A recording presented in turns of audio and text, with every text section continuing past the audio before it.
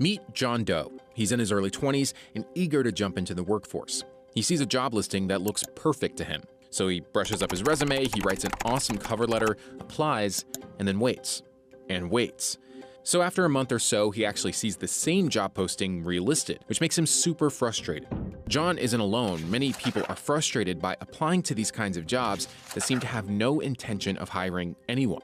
If you are in the position of trying to find a new job, of course you don't want to waste your time applying for these ghost jobs. But it turns out all those open job postings that you see online might not even be real. Ghost jobs are a phenomenon that have existed for a long time, but they've come to light much more in recent years, and they've become much more of a significant issue in the job market. 4 in 10 companies posted fake job listings in 2024, and 3 in 10 are currently advertising for a role that isn't real, according to a May survey from Resume Builder. The rise of ghost job posting definitely points to a cooling in the economy. We are seeing that employers are more hesitant to make that hire, and it just points to the fact that demand for talent is slowing down. Here's why ghost jobs are on the rise.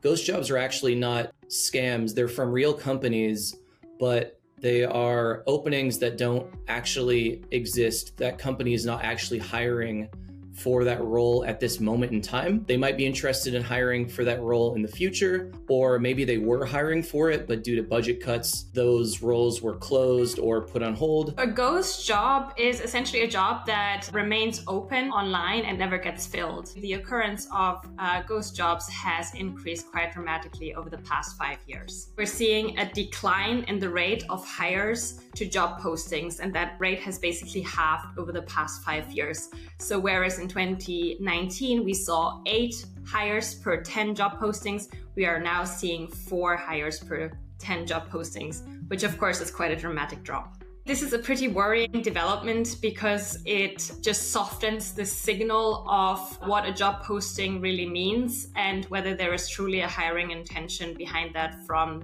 the employer point of view. I think we're seeing a lot of ghost jobs lately for the same reason that I think a lot of people keep their Tinder profiles up even if they're not actively looking for a relationship. It's because we like to keep our options open for, whether it's a good or a bad thing. Companies are no different. Companies know that talent is not always available when they are ready to hire. So they want to be able to attract applications from potentially great candidates, even if they're not right now able to give that person a job. Because of market visibility, if they are regularly listing their job openings, that will enhance a company's image, potentially showing them as a growing and thriving organization.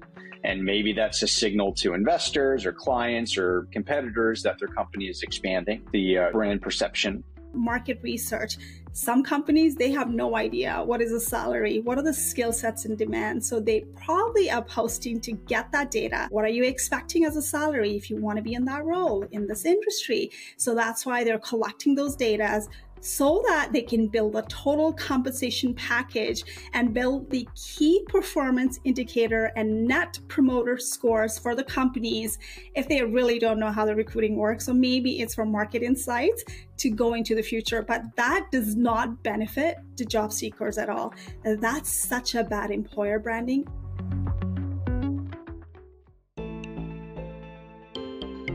The U.S. job market significantly slowed in July 2024. However, if you look at the overall labor market, it's still healthy. It's no question this report came in cooler than expected. But over the past 3 months, payrolls are up 170,000. That's certainly a good enough clip to keep the labor market healthy. According to June's Job Openings and Labor Turnover Survey, commonly known as JOLTS, the number of unemployed persons per job opening stands at 0.8, indicating a tight labor market. Job openings and labor turnover, known as JOLTS. JOLTS coming in near expectations, 8,184,000. Actually, that's better than expectations. Despite a tight labor market on paper, many workers are still struggling to find jobs, indicating a disconnect between the data and the real-life experiences of job seekers. The rise of ghost Ghost Jobs is muddying the jobs report. It's making it harder for the Fed to make decisions and understand what the labor market looks like. Anecdotally, people will tell you that it's very tough out there. We've talked about this notion of unhirables, people who are out of work, got laid off, and just can't find a job. They can't buy an interview. There are people coming out of college and they're finding that they're putting out 500, 800, 1,000 applications and they can't get an interview, let alone a job. And yet, when you look at the base numbers on the job boards, it would seem like we're in an incredibly robust hiring market and that ghost jobs are creating a fake perception. And no one knows how fake that perception is. And the Fed and economists are trying to understand what's real and what isn't. And they haven't yet figured out the silver bullet to understand. Over the past decade, JOLTS shows a marked increase in job openings for any given level of unemployment.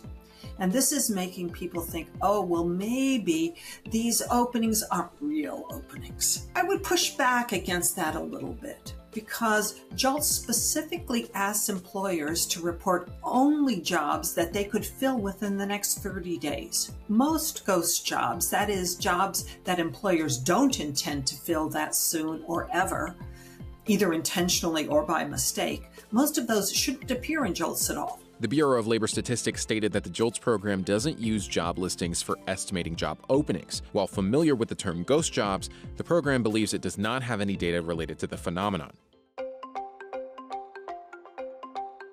It's really hard as a job seeker to spot a ghost job. There are some signs. If you look at a job and you see that it's been open for over a month, sometimes it might say it's been open for many months. Some of the job boards will give an indication of how many people have applied for a job. And so if you see that a job has been open for 90 days and 10,000 people have applied, putting your application in, your 10,001, you're a number, it's probably a ghost job. So my firm uncovered that there's 1.7 million job openings on LinkedIn in 2023, as of the date of the article, that were older than a month. And these we've determined to be potential ghost jobs. They're not necessarily ghost jobs. And that is the difficulty with ghost jobs, is that they're hard to fully prove. So there are ghost jobs out there for sure. They're rising and they're a problem, but it's not always easy to completely pin them down. And companies don't want to admit that they're posting ghost jobs because it looks bad for them. It's anti-employee, it's anti-job seeker, and it's very pro-company. So they want to be careful about that. So they're not going to openly admit that they're posting ghost jobs. Another red flag for a job posting that's potentially a ghost job is when it's a vague job title. So for example, if they say we're looking for a video superstar, or we're looking for a project manager superstar, or they use some sort of identification that doesn't really say much, it could be an indication that they are just keeping a job opening available so they can attract talent and get a nice little pool of potential talent that they can pull from when and if they do need to hire. Job boards are the most popular places for job seekers to find opportunities. Indeed, ZipRecruiter and LinkedIn are among the most popular job boards in the US. However, there's growing concern that some of these platforms aren't doing enough to address the issue of fake job postings. Job posting platforms can address ghost jobs. The first line of addressing them is taking full responsibility for them, even if they're not the ones posting it. That's totally understandable, but it's still their site. It's their platform, and I believe they should take 100% responsibility. They should be verifying. They could implement an enhanced job post verification method. So potentially they're reaching out to multiple people in the hiring process, an HR person, a hiring manager, or verifying that person via social media. I would love to see these job posting sites like LinkedIn, ZipRecruiter, and Indeed hold companies a little bit more accountable for being transparent about how long the listings have been up and how recently the position was hired for if they're going to continue to keep the listing up. They should have options somewhere to say, we recently hired this position.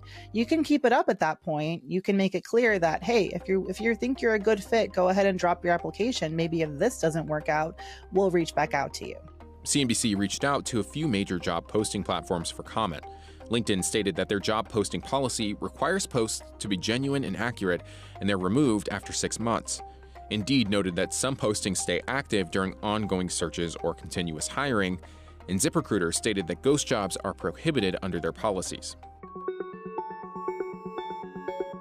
At the end of the day, when it comes to ghost jobs, I mean, companies got to do what they got to do. And I think they're willing to take that reputational risk if it means they can attract the best talent and do what's best for them at the end of the day. What ghost jobs speak about the labor market is that it's not currently friendly to job seekers, and companies are taking advantage of the labor market. They're finding this opening that's this legal gray area, and they're taking advantage of it. And they don't need to be nice to job seekers because they think that they owe them nothing, and they think that they'll be able to push the cost of their own employees down with this, because there's a lot of sentiment online about it being impossible to find a job right now.